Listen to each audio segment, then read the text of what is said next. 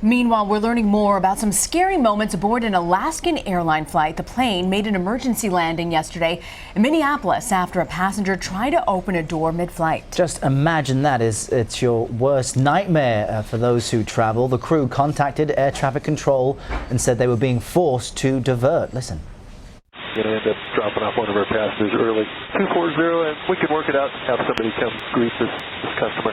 Having a difficult time working and playing well with others. CBS News transportation correspondent Kris Van Cleave joins us from Washington. Kris, you've been following this story. What have you found out about why this man tried to open one of the plane's doors?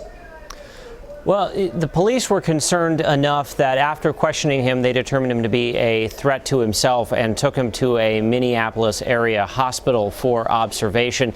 The passengers describe him as talking somewhat incoherently, particularly leading up to the police taking him off the airplane. So it is likely a situation where this person just was not necessarily in the best state of mind when they got on the airplane. Once the plane was in the air, left New York, flying to Seattle, 181 passengers on board. The airline says that they received information that this passenger apparently tried to open one of the rear exit doors. That's actually not possible up in the air. The way the plane is pressurized, you just can't do it. But certainly that would be unsettling for everybody on board the flight.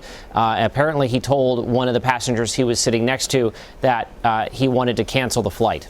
Kris, walk us through this. What happens during these types of situations when a passenger becomes sick or unruly? How does the crew handle this? Well, so the flight crew, the cabin crew, are trained for these situations. If there's an air marshal on board the flight, you'll likely see that person get involved as well.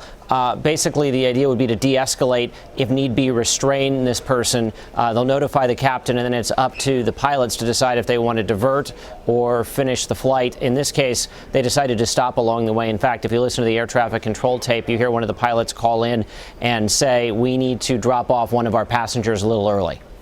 And apparently the air marshal on this flight was quick to respond, as were the flight attendants as well. Kris Van Cleave in Washington for us. Thanks, Kris. Sure thing.